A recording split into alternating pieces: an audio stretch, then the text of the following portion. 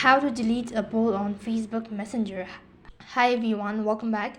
In today's video, I'll be showing you how you can delete a poll on Facebook Messenger.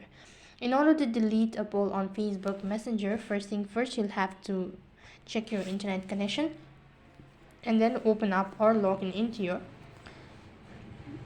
Messenger application. Once you're logged in, open up the particular group chat from where you actually want to delete the poll. So unfortunately, there is no such direct way of deleting the poll.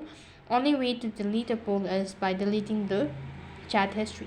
In order to do it, so you'll have to long press on the group chat and click the delete button, and for the confirmation, tap the delete, and here you go, that the group chat has been deleted. Along with that, the poll also has been deleted. So in this way, you can delete a poll on Facebook Messenger. And that is all for this video. I hope the video was helpful. Make sure to like, share and subscribe to our channel. Thank you for watching. See you in the next video.